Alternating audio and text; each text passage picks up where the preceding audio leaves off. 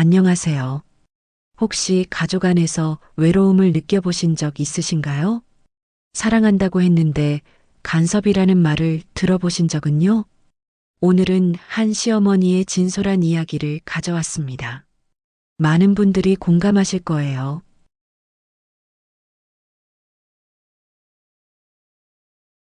손주가 온다는 소식을 들은 날, 나는 밤잠을 이룰 수가 없었다. 67년을 살면서 이렇게 가슴이 두근거린 적이 또 있었을까? 아들 셋을 키우며 지쳐 쓰러질 것 같던 날도, 남편을 먼저 보내고 홀로 남겨진 날도 나는 울지 않았다. 하지만 막내 민준이가 임신 소식을 전했을 때 나는 그만 눈물을 흘리고 말았다. 5년이었다. 아들 부부가 결혼한 지 5년. 나는 아무 말하지 않았다. 요즘 젊은이들은 아이 갖는 것도 계획이 있다고 하니까. 하지만 속으로는 애가 탔다. 매달 며느리 지연의 얼굴을 살폈다. 혹시 입덧 기미는 없는지, 표정이 밝아지진 않았는지. 하지만 아무 일도 일어나지 않았다. 명절 때마다 친척들이 은근히 물어왔다. 아기 소식은 없냐고. 나는 웃으며 둘러댔지만 속으로는 조마조마했다. 그러다 드디어 손주가 왔다. 산후조리원에 있는 2주 동안 나는 매일 집을 닦고 또 닦았다. 손주를 맞이할 빵을 준비하고 아기 이불을 햇볕에 말렸다. 창문을 열어 환기시키고 구석구석 먼지 하나 남기지 않았다. 그리고 밤마다 바느질을 했다. 베넷 저고리를 만들었다. 요즘은 다들 백화점에서 사입힌다지만 나는 옛날 방식대로 하얀 광목천에 한 땀 한 땀 정성을 담았다. 할머니가 처음 해주는 선물이니까. 이 아이가 건강하고 튼튼하게 자라라고 마음을 담아지었다. 손이 저리고 눈이 침침했지만 나는 멈추지 않았다. 이 아이를 위해서라면 뭐든 할 수 있었다. 드디어 그날이 왔다. 나는 새벽부터 일어나 미역국을 끓였다. 산모에게 제일 좋은 게 미역국이니까. 국물이 뽀얗게 우러나도록 정성껏 끓이고 밥도 갓 지었다. 현관문이 열리고 작은 아기의 울음소리가 들렸다. 내 심장이 쿵쾅거렸다. 나는 얼른 현관으로 달려갔다. 며느리 지연이 아기를 조심스럽게 안고 있었다. 아들 민준이 짐을 들고 뒤따라 들어왔다. 나는 손주를 보았다. 세상에 이렇게 작고 예쁠 수가. 주먹만 한 얼굴, 꼭 담은 작은 입술, 가늘게 떨리는 속눈썹. 내 손자 서준이었다. 그런데 이상했다. 지연의 표정이 밝지 않았다. 아니, 밝지 않은 정도가 아니라 어딘가 경계하는 것 같았다. 내가 아기를 보려고 다가가자 지연은 살짝 몸을 돌렸다. 무의식적인 동작이었지만 나는 느꼈다. 거리를 두려는 그 몸짓을. 나는 손을 거두었다. 그래, 산모가 예민할 수 있지. 이해한다. 나도 그랬으니까. 지연은 서준이를 안고 방으로 들어갔다. 나는 부엌에서 국을 그릇에 담으며 기다렸다. 조금 있으면 나오겠지. 배고플 텐데. 하지만 한참을 기다려도 지연은 나오지 않았다. 나는 조심스럽게 방문 앞에 섰다. 안에서 지연이 아기에게 젖병을 물리는 소리가 들렸다. 나는 문을 두드리지 못했다. 왠지 모르게 들어가면 안 될 것 같았다. 저녁이 되어서야 우리는 함께 식탁에 앉았다. 나는 준비해둔 베넷 저고리를 꺼냈다. 정성스럽게 개어서 예쁜 보자기에 싸둔 것이었다. 지연은 보자기를 풀고 베넷 저고리를 꺼내 살펴봤다. 나는 가슴이 두근거렸다. 좋아할까? 고마워할까? 하지만 지연의 얼굴에는 미묘한 표정이 스쳤다. 난처함 같은 것. 그녀는 베넷 저고리를 조심스럽게 옆에 놓고 자기가 준비한 옷을 꺼냈다. 새하얀 백화점 택이 달린 옷이었다. 유기농 면이라고 적혀 있었다. 지연은 그 옷을 서준이에게 입혔다. 그 순간 내 가슴이 철렁했다. 뭐지, 이 기분은? 거절당한 느낌이었다. 내가 밤새 지은 이 옷보다 백화점에서 산 옷이 더 좋다는 거였다. 나는 아무 말도 할 수 없었다. 입술만 발싹거렸다. 그날 밤 나는 혼자 부엌에 앉아 있었다. 베넷 저고리를 손으로 쓰다듬으며 생각했다. 내가 뭘 잘못한 걸까? 좋은 마음으로 한 건데. 하지만 동시에 다른 생각도 들었다. 요즘 것들이 뭘 안다고. 나는 이렇게 셋을 키웠는데. 복잡한 감정이 가슴속을 맴돌았다. 창밖을 보니 달이 떠 있었다. 예전에 첫째를 낳았을 때도 이런 달이 떠 있었다. 그때 나는 25이었다. 지금 지연과 같은 나이였을까? 아니, 지연은 38이라고 했다. 나보다 훨씬 나이가 많은 산모였다. 그러니까 더 조심스럽고 더 완벽하게 하고 싶은 거겠지. 나는 스스로를 다독였다. 하지만 가슴 한편에서는 계속 불안이 자랐다. 나는 이 집에서 필요한 사람일까? 손주에게도, 며느리에게도, 아니면 그저 같은 집에 사는 낯선 사람일까? 나는 베넷 저고리를 꼭 안았다. 이 하얀 천 속에는 내 지난 2주간의 밤들이 스며 있었다. 침침한 눈으로 바늘을 꿰던 시간들, 손가락에 바늘이 찔려도 참으며 한 땀 한 땀 이어가던 순간들. 그 모든 게 이렇게 가볍게 치워질 수 있다니. 나는 한숨을 쉬었다. 그리고 베넷 저고리를 서랍 깊숙이 넣었다. 언젠가는 쓸 날이 있겠지. 아니, 그렇게 믿고 싶었다. 하지만 마음 한구석에서는 알고 있었다. 이게 시작이라는 것을. 내가 미처 알지 못했던 긴 싸움의 시작. 며칠이 지나면서 나는 점점 더 확신하게 되었다. 며느리 지연은 내 도움을 원하지 않는다는 것을. 아침마다 나는 일찍 일어났다. 새벽 5시면 눈이 떠졌다. 평생의 습관이었다. 나는 부엌을 정리하고 지연이 일어나기 전에 미역국을 데워놨다. 산모는 따뜻한 걸 먹어야 몸조리가 되니까. 하지만 지연은 내가 차려놓은 밥상을 그대로 두고 자기가 직접 차린 샐러드와 과일을 먹었다. 냉장고에서 꺼낸 차가운 음식들이었다. 산후에 찬 것을 먹으면 몸이 냉해지는데 나는 입술을 깨물었다. 말하지 않았다. 말하면 또 잔소리가 될 것 같았으니까.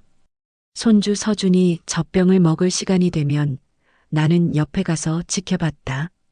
지연은 조심스럽게 젖병을 데우고 온도계로 온도를 재고 서준이에게 물렸다. 나는 그 모습을 보며 속으로 생각했다. 젖병을 저렇게 세우면 아기가 공기를 많이 먹는데 조금 눕혀서 물려야 배앓이를 안 하는데. 하지만 나는 입을 다물었다. 산후조리원에서 저렇게 배웠을 거다. 요즘 방식이 그런가 보다. 그런데 며칠 뒤 서준이가 배앓이를 했다. 밤새 울어댔다. 지연은 당황하며 이것저것 해봤지만 소용없었다. 나는 참다 못해 다가갔다. 서준이를 안아 올리고 등을 토닥여줬다. 그리고 살짝 업어줬다. 옛날 방식이지만 이게 제일 효과가 좋다는 걸 나는 알았다. 아기는 금방 울음을 멈췄다. 내 품에서 편안하게 잠들었다. 나는 기뻤다. 봐, 내 방식이 통하잖아. 역시 경험이 최고야. 하지만 그 기쁨은 오래가지 않았다. 지연의 얼굴이 굳어져 있었다. 미간을 찌푸리고 입술을 깨물고 있었다. 그리고 조심스럽게 하지만 단호하게 서준이를 내 품에서 빼앗아갔다. 빼앗아갔다는 표현이 맞았다. 마치 내가 아기를 위험에 빠뜨린 것처럼. 나는 어이가 없었다. 방금 전까지 울던 아기를 재운 게 나인데. 내 품에서 편안해했는데. 그런데 왜 저렇게 나를 경계하는 거지? 나는 할머니인데. 이 아이의 친할머니인데.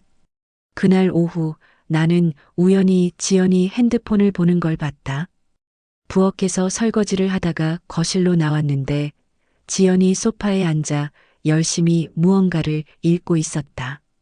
화면이 잠깐 보였다. 인터넷 육아 커뮤니티였다.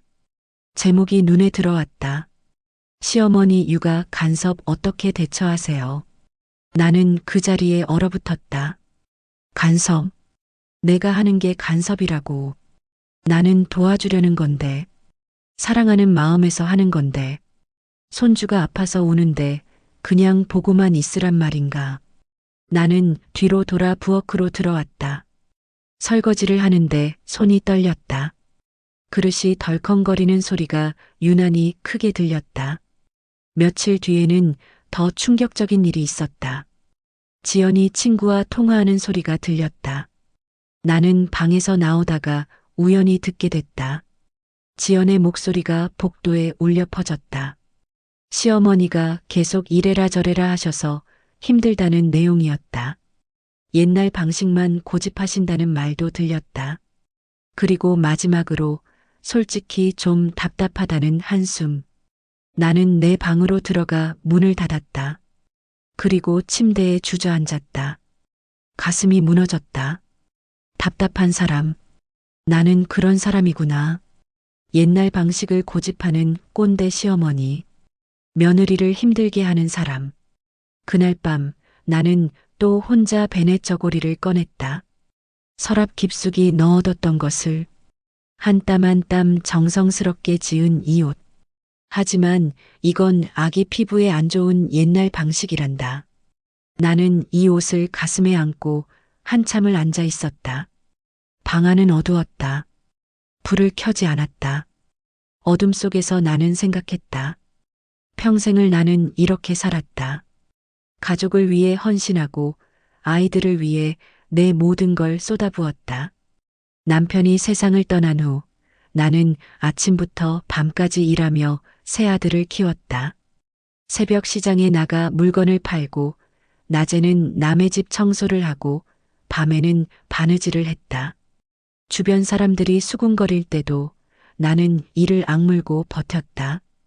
과부가 애를 어떻게 키우냐고 재혼이나 하지 그러냐고.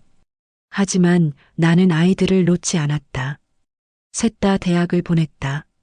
모두 건강하고 훌륭하게 자랐다. 나는 자랑스러웠다. 내 방식이 틀리지 않았다고 믿었다.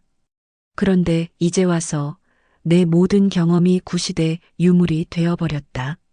며느리의 눈에 나는 도움이 아니라 간섭하는 시어머니일 뿐이다.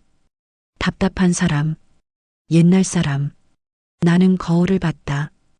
67세의 주름진 얼굴, 굳은 살 박힌 손. 이 손으로 얼마나 많은 아이들을 안아줬는지, 이 손으로 얼마나 많은 밥을 지었는지, 이 손으로 얼마나 많은 눈물을 닦았는지. 하지만 이제 이 손은 필요 없는 손이 되어버렸나? 아니야. 나는 속으로 다짐했다. 나는 틀리지 않았어. 내 방식이 맞아. 지연이가 아직 몰라서 그래. 처음이라 서툴러서 그래. 시간이 지나면 알게 될 거야. 내 경험이 얼마나 소중한지. 하지만 가슴 한편에서는 다른 목소리가 들렸다. 정말 그럴까? 정말 내가 옳은 걸까? 혹시 나만 모르는 건 아닐까?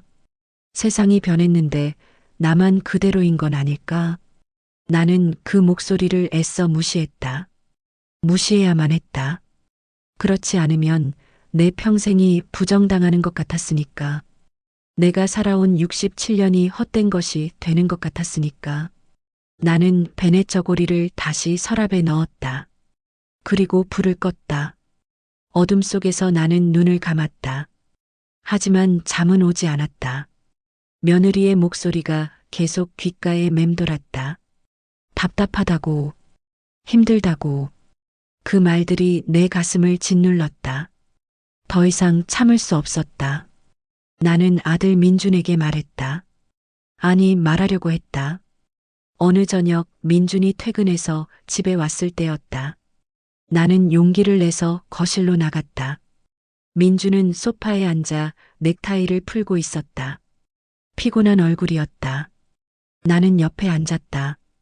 말을 꺼내려는데 목이 메었다. 어디서부터 어떻게 말해야 할까? 며느리가 나를 힘들게 한다고? 손주를 돌보게 해달라고? 그게 말이 되나? 나는 입을 열었다 닫았다. 민준이 먼저 물었다. 무슨 일이냐고. 나는 조심스럽게 말했다. 지연이가 육아를 너무 혼자 하려고 해서 걱정된다고. 내가 도와주고 싶은데 자꾸 거절한다고. 민준의 대답은 짧았다. 엄마, 지연이도 처음이라 예민한 거라고. 좀 이해해달라고. 그리고 덧붙였다. 요즘 육아 방식이 옛날과 다르다고.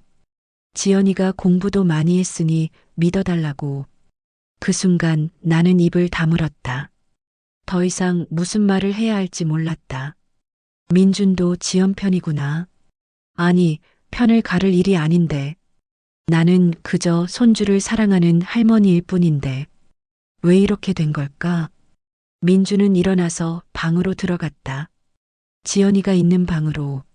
나는 혼자 거실에 남았다. 텔레비전이 켜져 있었지만 무슨 내용인지 하나도 들리지 않았다. 귀에는 민준의 말만 맴돌았다. 이해해달라고. 믿어달라고. 그럼 나는 이해받지 못하는 사람인가? 믿음을 못 받는 사람인가? 그날 밤부터 나는 더 이상 아무에게도 말하지 않기로 했다. 아들도 며느리 편이고 이 집에서 내 편은 아무도 없다. 나는 혼자였다. 67년을 살며 이렇게 외로웠던 적이 있었을까? 남편이 세상을 떠났을 때도 나에게는 새 아들이 있었다. 하지만 지금은 아무도 없었다. 밤마다 나는 부엌에 혼자 앉아 있었다. 식구들이 다 잠든 시간. 나만 잠들지 못하는 시간. 부엌 식탁에 앉아 베넷 저고리를 쓰다듬으며 생각했다. 내가 뭘 잘못한 걸까? 손주를 사랑하는 게 죄인가? 도와주고 싶은 게 잘못인가? 그러다 어느 날 나는 결심했다.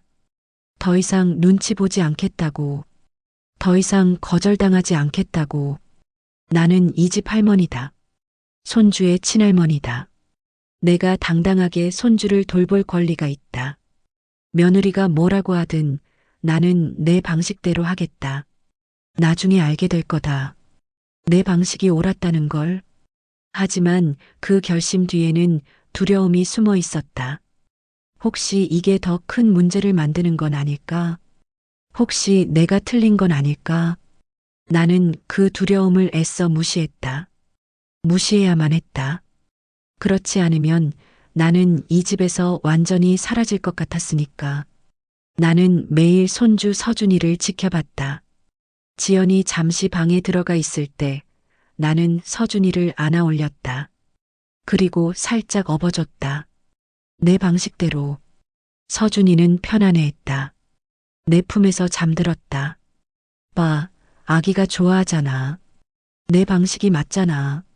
하지만 매번 지연이 나오면 나는 재빨리 서준이를 다시 눕혔다. 들키면 안 된다는 걸 알았다. 또 잔소리 듣기 싫었다. 또 간섭한다는 말 듣기 싫었다. 그래서 숨었다. 마치 잘못하는 사람처럼. 이상했다. 나는 잘못한 게 없는데 왜 숨어야 하지? 나는 손주를 사랑하는 할머니인데 왜 눈치를 봐야 하지? 하지만 어쩔 수 없었다. 이 집에서 내 자리는 그런 거였다. 숨어서 사랑하는 자리. 눈치 보며 도와주는 자리. 밤이 되면 나는 또 베넷 저고리를 꺼냈다. 이제는 습관이 됐다. 이 하얀 천을 만지면 마음이 조금 편해졌다. 이 옷 속에는 내 진심이 담겨 있으니까. 비록 아무도 인정해주지 않지만 나는 안다. 내가 얼마나 정성을 쏟았는지, 내가 얼마나 이 가족을 사랑하는지. 어느 날 밤 나는 베넷 저고리를 보며 눈물을 흘렸다. 왜 이렇게 됐을까? 나는 그저 좋은 할머니가 되고 싶었을 뿐인데, 필요한 사람이 되고 싶었을 뿐인데, 왜 아무도 나를 원하지 않는 걸까? 그렇게 일주일쯤 지났을까? 어느 날 오후 초인종이 울렸다. 나는 현관문을 열었다. 큰 며느리 수진이 서 있었다. 손에는 과일 바구니를 들고 수진은 환하게 웃으며 인사했다. 어머니, 오랜만에 뵈러 왔어요. 수진은 큰아들 집에 산다. 따로 살지만 가끔 이렇게 찾아온다. 나는 반가웠다. 이 집에서 나를 반갑게 맞아주는 사람이 있다니. 우리는 거실에 앉아 차를 마셨다. 수진은 자연스럽게 서준이를 보며 감탄했다.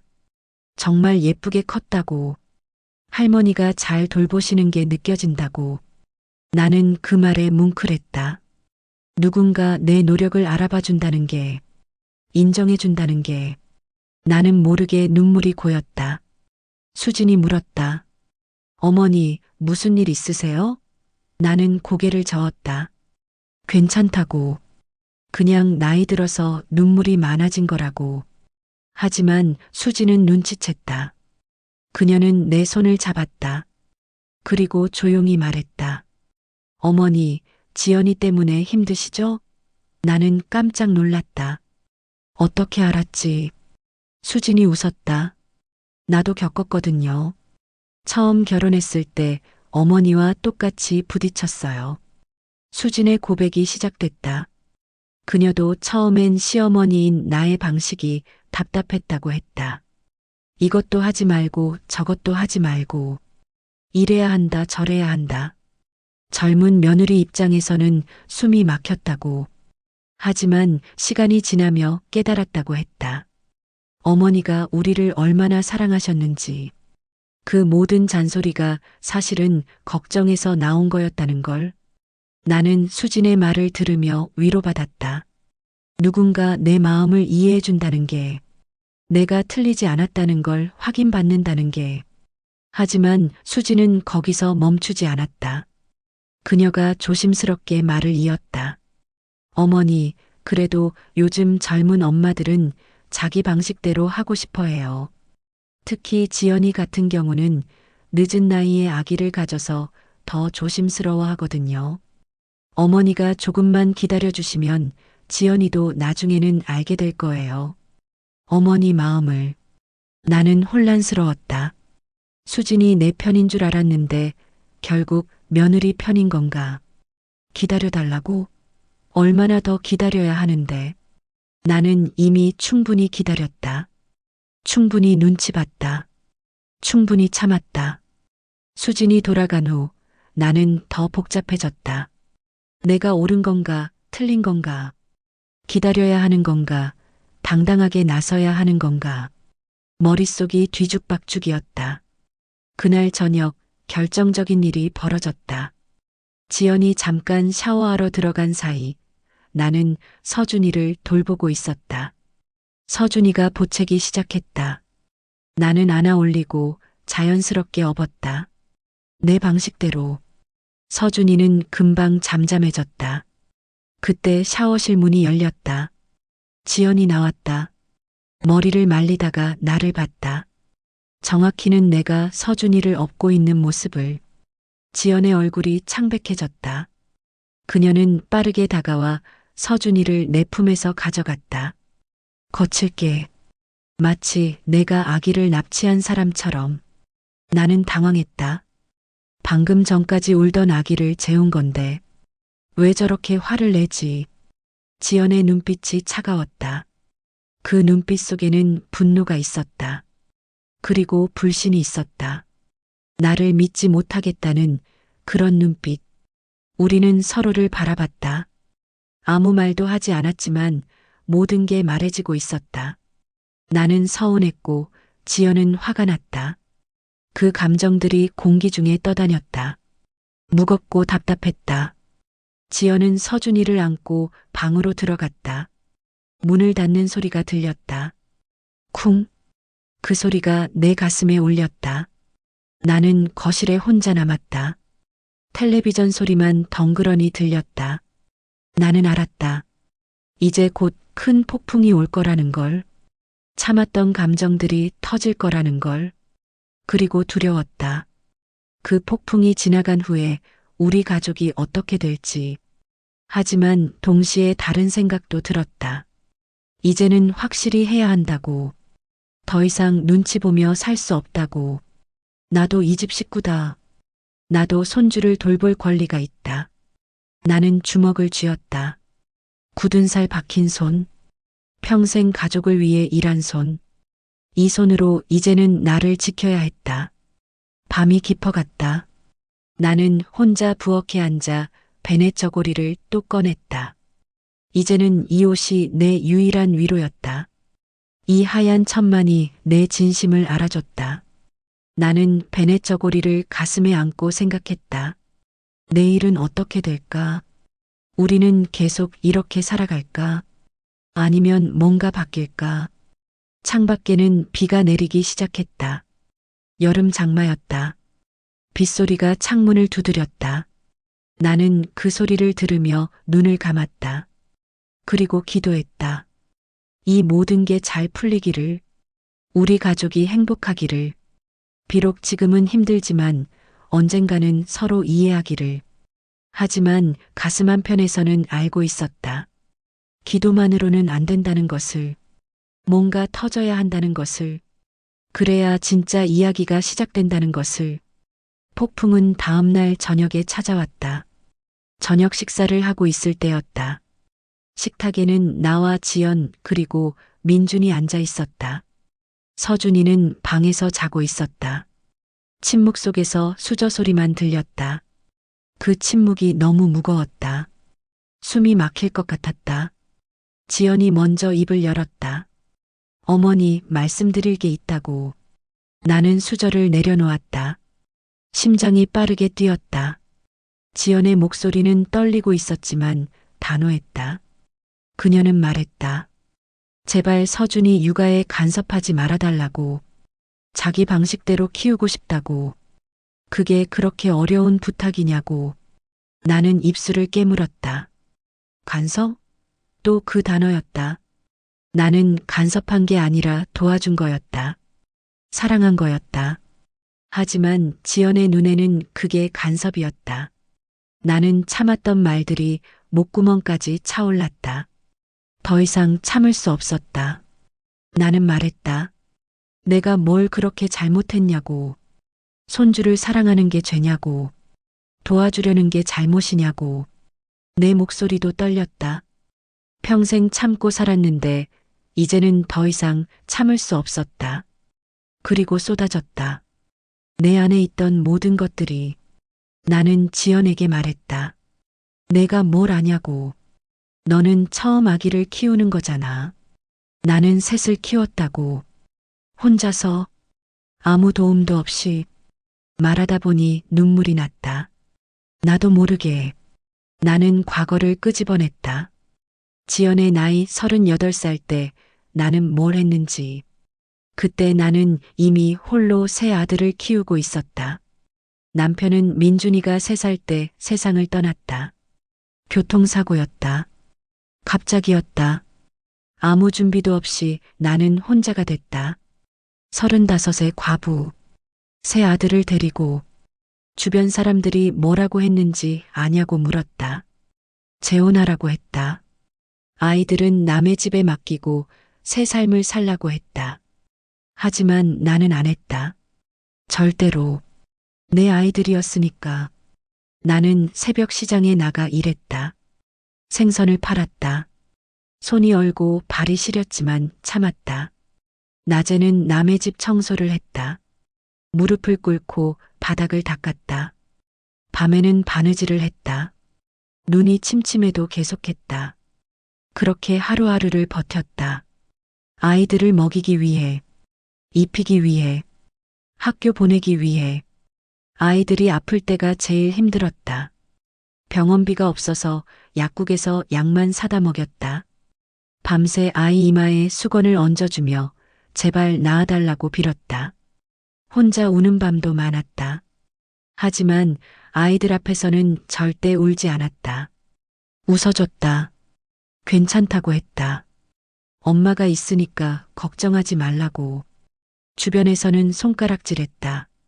과부라고. 애만 셋 달린 여자라고. 동네 아줌마들이 수군거리는 소리가 다 들렸다. 저 여자 언제까지 버티나. 결국 애들 다 망칠 거라고. 나는 이를 악물었다. 절대 망치지 않겠다고 다짐했다. 내 아이들을 훌륭하게 키우겠다고. 그렇게 10년이 넘게 흘렀다. 셋 다 대학을 보냈다. 장학금을 받게 하려고 공부를 독려했다. 아르바이트를 시켰다. 나도 계속 일했다. 50줄에도 60줄에도 멈추지 않았다. 멈추면 안 됐으니까. 그리고 아이들은 다 컸다. 건강하게, 훌륭하게. 첫째는 회사원이 됐고, 둘째는 선생님이 됐고, 막내 민준이는 공무원이 됐다.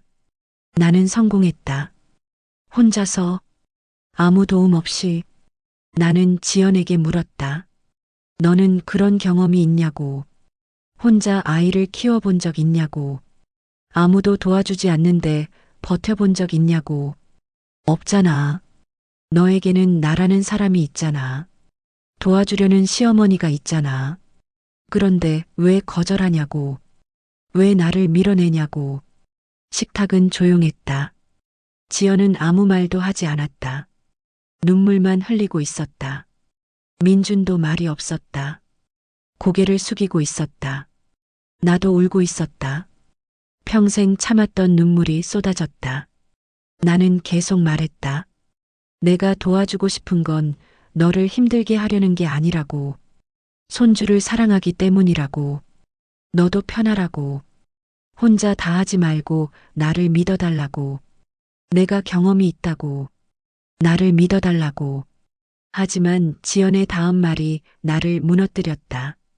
그건 어머니 삶이고 저는 제 방식이 있다고. 어머니가 힘들게 사신 건 알겠지만 그게 제가 어머니 방식을 따라야 하는 이유는 안 된다고. 저도 제 아이의 엄마라고. 존중받고 싶다고. 나는 그 말에 얼어붙었다. 존중? 나는 존중받지 못하는 사람인가? 내 평생의 경험이 존중받지 못하는 건가? 내가 겪은 고통이, 내가 버텨온 세월이, 그게 아무 의미 없는 건가? 그날 밤 나는 방에 들어가 문을 닫았다. 그리고 무너졌다. 침대에 주저앉아 한참을 울었다. 소리내지 않고 울었다. 가슴을 움켜쥐고 울었다. 평생 이렇게 외롭고 슬픈 적이 없었다. 남편이 죽었을 때보다, 사람들이 손가락질할 때보다 이 순간이 더 아팠다. 나는 인정받고 싶었다. 필요한 사람이고 싶었다. 하지만 아무도 나를 필요로 하지 않았다. 내 경험도 내 사랑도 아무도 원하지 않았다. 그 다음 날부터 집안 공기가 얼어붙었다. 아무도 말을 하지 않았다. 지연은 나를 피했다. 나도 지연을 마주치지 않으려 했다. 민주는 어쩔 줄 몰라 했다. 우리는 같은 집에 살면서도 서로 다른 세상에 사는 것 같았다. 며칠이 지났다. 어느 날 저녁 지연이 외출 준비를 했다. 친구들과 저녁 약속이 있다고 했다. 산후 처음으로 나가는 거였다. 지연은 망설이는 것 같았다. 서준이를 두고 나가는 게 불안한 모양이었다. 민준이 말했다. 가도 된다고. 엄마가 계시니까 괜찮다고. 지연은 나를 봤다. 그 눈빛에는 신뢰가 없었다. 하지만 어쩔 수 없었다. 너무 오랜만에 외출이었고 친구들도 기다리고 있었다. 지연은 마지못해 고개를 끄덕였다. 그녀는 나에게 세세하게 지시했다. 몇 시에 젖병을 먹여야 하는지, 기저귀는 어떻게 갈아야 하는지, 절대로 업으면 안 된다는 것까지. 마치 나를 믿지 못하는 것처럼. 아니, 실제로 믿지 못하는 거였다. 나는 고개를 끄덕였다. 알겠다고. 걱정하지 말라고. 지연이 나간 후 나는 서준이와 단둘이 남았다. 민주는 서재에서 일을 하고 있었다. 처음으로 나와 손주만의 시간이었다. 나는 기뻤다. 드디어 누구 눈치도 보지 않고 손주를 돌볼 수 있다. 서준이는 처음에 잘 자고 있었다. 나는 옆에 앉아 그 작은 얼굴을 바라봤다. 참 예쁘다. 민준이 어렸을 때랑 똑같다. 코도 닮고 입도 닮았다. 내 핏줄이다. 내 손주다. 시간이 지나 서준이가 깼다. 그리고 울기 시작했다. 나는 젖병을 준비했다. 지연이 시킨 대로. 하지만 서준이는 젖병을 거부했다. 계속 울었다. 나는 당황했다. 기저귀를 확인했다. 깨끗했다. 배도 부르고 기저귀도 깨끗한데 왜 우는 걸까? 나는 서준이를 안아 올렸다. 흔들어줬다. 토닥였다. 하지만 울음은 그치지 않았다. 점점 더 커졌다. 나는 어쩔 줄 몰랐다. 경험이 있다고 자신했는데 막상 손주가 우니까 막막했다. 그때 문득 생각났다. 옛날 방식. 내가 아이들 키울 때 쓰던 방식. 나는 서준이를 업었다. 포대기로 조심스럽게. 그리고 살살 흔들어줬다. 노래도 불러줬다. 옛날 자장가를. 신기하게도 서준이가 잠잠해졌다. 울음을 멈췄다. 내 등에 얼굴을 묻고 편안해했다. 나는 안도했다. 역시 내 방식이 맞았어. 경험이 최고야. 나는 서준이를 업은 채 거실을 천천히 걸었다. 흔들흔들. 서준이는 곧 잠들었다. 나는 행복했다. 이 순간만큼은 손주와 나 단둘이. 아무도 간섭하지 않고 아무도 잔소리하지 않고 그저 할머니와 손주. 나는 이 순간을 영원히 기억하고 싶었다. 그때 현관문이 열렸다. 지연보다 일찍 돌아온 지연이었다. 뭔가 급한 일이 있었는지 예정보다 2시간 일찍 들어왔다. 지연은 거실로 들어왔다. 그리고 나를 봤다. 정확히는 내가 서준이를 업고 있는 모습을. 시간이 멈췄다. 지연의 얼굴이 새하얘졌다. 그녀는 빠르게 다가와 서준이를 내 등에서 빼냈다. 거칠게, 황급하게, 마치 내가 아기를 해친 것처럼. 서준이는 깜짝 놀라 울기 시작했다. 지연이 나를 봤다. 그 눈빛은 차가움을 넘어 분노였다. 배신감이었다. 입술이 떨렸다. 뭔가 말하려다 참았다. 그리고 돌아서서 방으로 들어갔다. 쾅! 문 닫는 소리가 울렸다. 나는 그 자리에 서 있었다. 멍하니. 방금 무슨 일이 벌어진 걸까? 나는 손주를 재운 것뿐인데, 우는 아기를 달랜 것뿐인데, 왜 저렇게 화를 내지? 1시간쯤 지났을까? 방문이 열렸다. 지연이 나왔다. 눈이 빨갛게 부어 있었다. 울었다는 증거였다. 그녀는 나를 똑바로 봤다. 그리고 말했다. 이제 그만하고 싶다고. 더 이상 이렇게 살 수 없다고. 내 가슴이 철렁했다. 지연의 목소리는 단호했다. 앞으로는 육아에 전혀 관여하지 말아달라고. 자기가 알아서 할 테니 그냥 내버려 두라고. 그리고 마지막으로 가능하면 따로 사는 게 좋겠다고. 따로 산다고? 나를 내쫓는다는 말인가? 이 집에서 나가라는 말인가? 나는 말문이 막혔다. 민준을 봤다. 아들은 고개를 숙이고 있었다. 아무 말도 하지 않았다. 아내 편인 거였다. 그날 밤 나는 짐을 쌌다. 많지 않았다. 평생 살면서 모은 게 이것밖에 안 됐다. 옷 몇 벌, 사진 몇 장, 그리고 베넷 저고리. 나는 베넷 저고리를 마지막으로 가방에 넣었다. 거울을 봤다. 67세의 늙은 여자가 서 있었다. 주름투성이 얼굴, 굽은 어깨.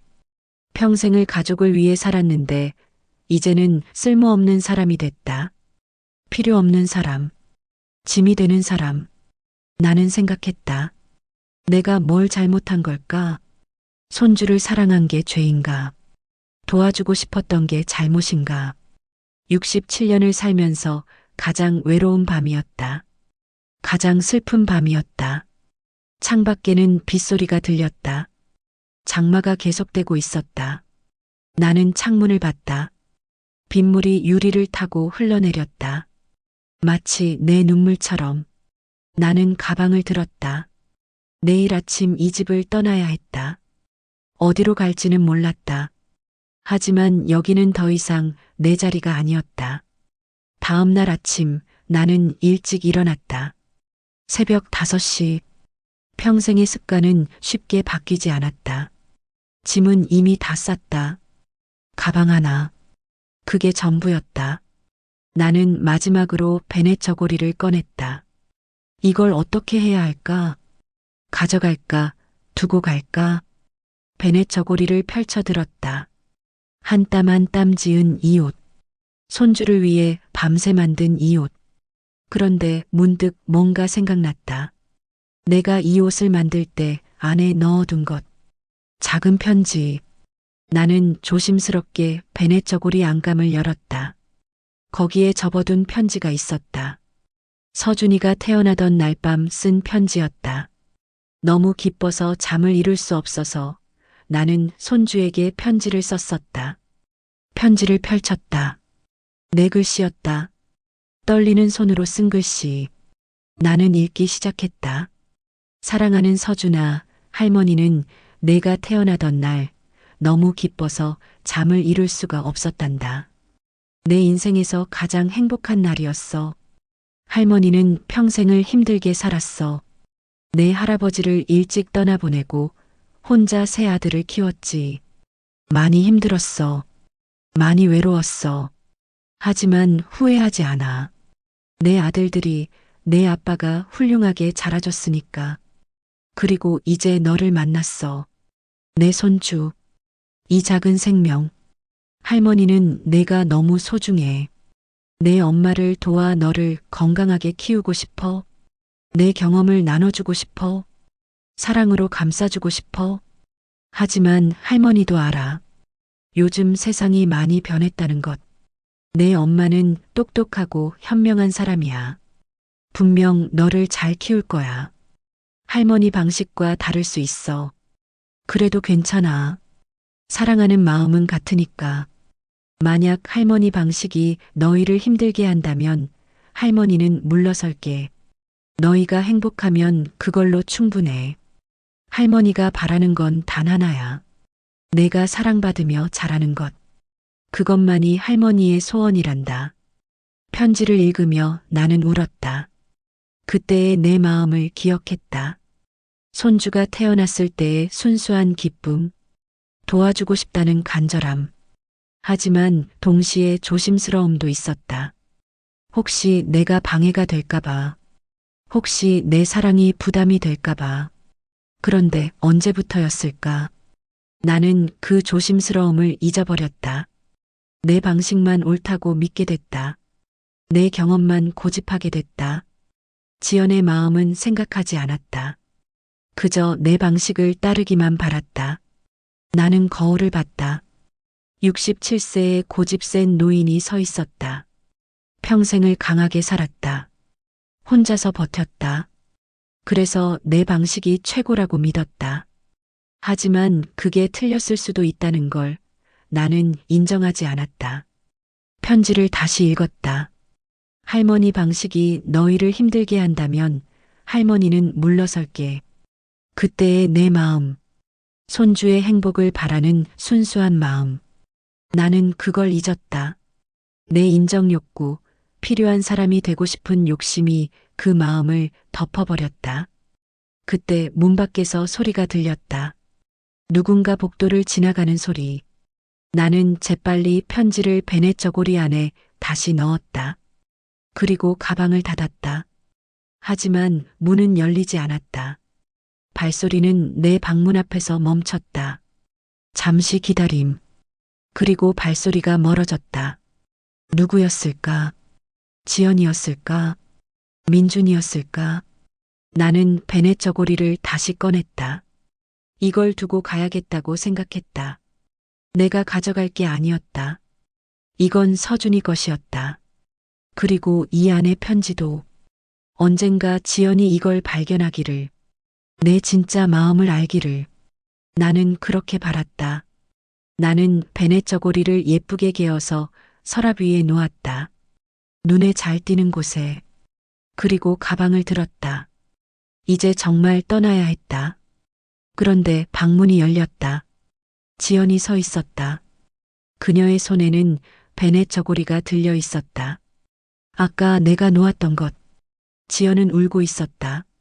눈이 빨갛게 부어 있었다. 지연은 베넷 저고리를 펼쳐들었다. 그리고 안에서 편지를 꺼냈다. 내가 숨겨둔 편지. 그녀는 이미 읽은 모양이었다. 편지를 손에 쥔 채 서 있었다. 우리는 서로를 봤다. 말없이. 지연의 눈에서 눈물이 흘러내렸다. 내 눈에서도 눈물이 났다.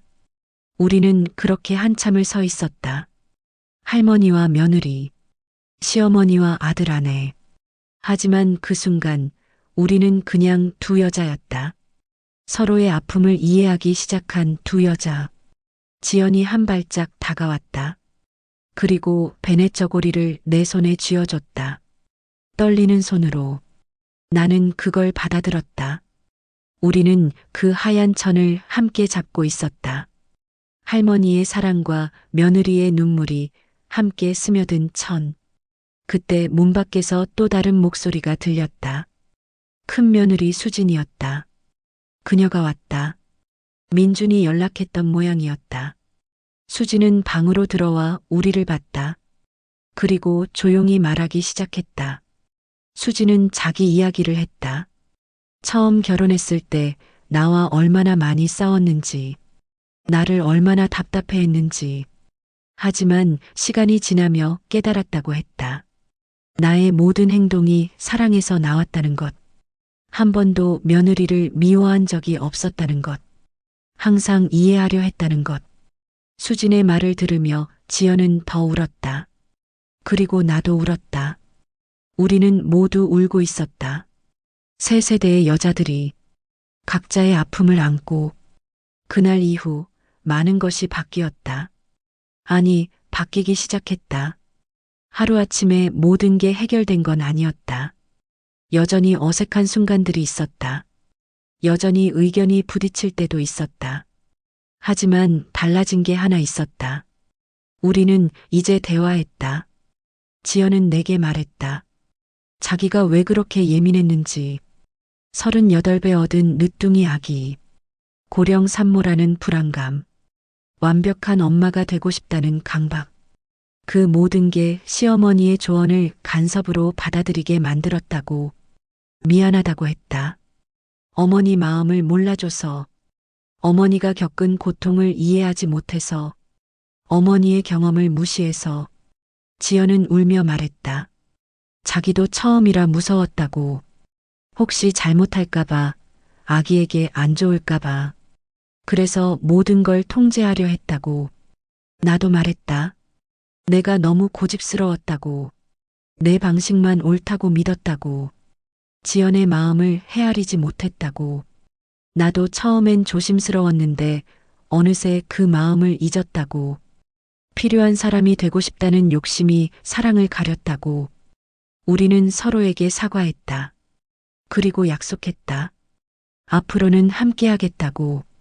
내 경험도 나누고 지연의 방식도 존중하겠다고. 서준이를 위해, 우리 모두를 위해. 며칠 후 지연이 제안했다. 어머니와 함께 서준이를 위한 새 베넷 저고리를 만들고 싶다고. 나는 놀랐다. 정말이냐고 물었다. 지연은 고개를 끄덕였다. 어머니의 전통 방식도 배우고 싶고 자기가 찾은 현대적 디자인도 더하고 싶다고. 우리는 함께 천을 샀다. 유기농 면이었다. 지연이 고른 것. 하지만 바느질 방법은 내 방식을 따랐다. 한 땀 한 땀 손으로 짓기로 했다. 기계가 아니라 손으로. 정성을 담기 위해. 거실 식탁에 앉아 우리는 함께 바느질했다. 지연은 서툴렀다. 바늘에 찔리기도 했다. 나는 옆에서 알려줬다. 천천히 조심스럽게. 이렇게 하면 된다고. 지연은 열심히 따라했다. 바느질하며 우리는 이야기했다. 지연은 자기 어머니 이야기를 했다. 일찍 돌아가셔서 육아를 물어볼 사람이 없었다고. 그래서 더 외롭고 불안했다고. 그 말을 듣고 나는 가슴이 아팠다. 내가 그 빈자리를 채워줄 수 있었는데 나는 그걸 몰랐다. 나도 내 이야기를 했다. 남편을 잃고 혼자 아이들을 키울 때 얼마나 무서웠는지. 밤마다 울었던 것. 하지만 아이들 앞에서는 강한 척했던 것. 그래야 아이들이 안심할 것 같아서. 지연은 내 손을 잡았다. 얼마나 힘드셨냐고. 존경한다고. 우리는 며칠에 걸쳐 베넷 저고리를 완성했다. 전통 방식과 현대적 디자인이 어우러진 옷. 할머니의 정성과 엄마의 사랑이 함께 담긴 옷. 우리는 그걸 서준이에게 입혔다. 서준이는 편안해 보였다. 우리는 서로를 보며 웃었다. 시간이 흘렀다. 서준이는 무럭무럭 자랐다. 이제 100일이 지났다. 옹알이도 하고 웃기도 했다. 나는 매일 손주를 봤다. 하지만 이제는 다르게 봤다. 눈치 보지 않고 떳떳하게. 지연도 나를 편하게 대했다.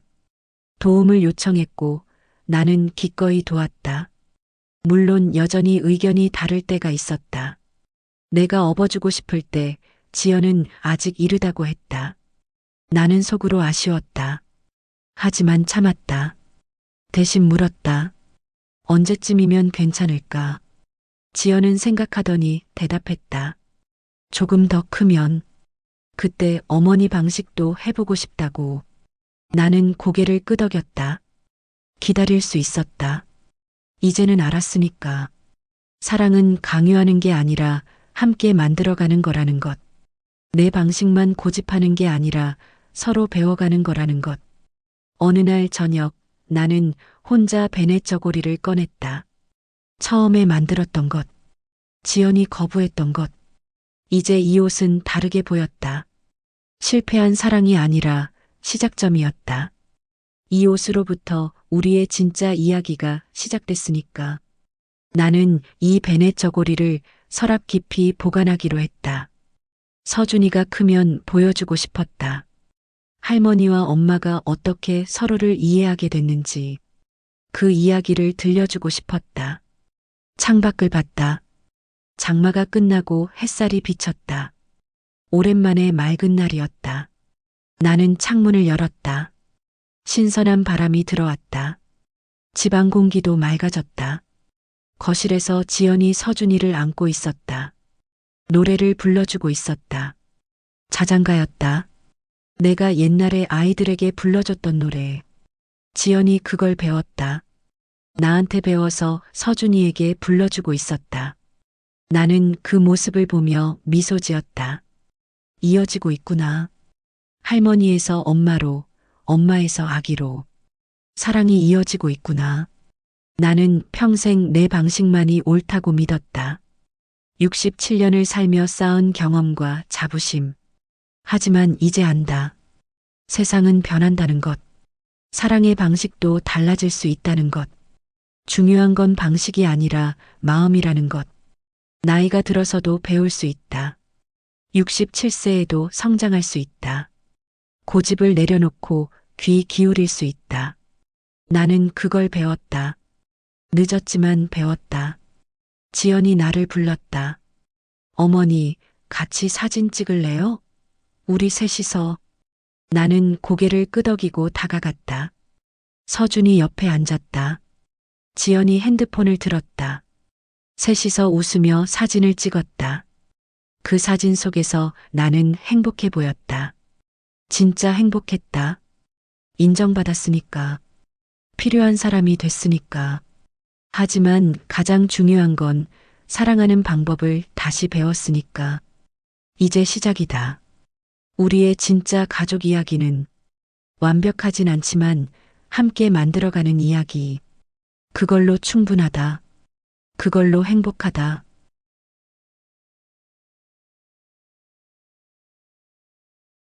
67세에도 배울 수 있습니다. 방식은 달라도 사랑의 마음은 같다는 것을. 여러분의 가족에게도 오늘의 이야기가 작은 울림이 되길 바랍니다. 영상이 도움이 되셨다면 좋아요와 구독 부탁드려요. 댓글로 여러분의 이야기도 들려주세요. 다음 영상으로 또 찾아뵙겠습니다. 감사합니다.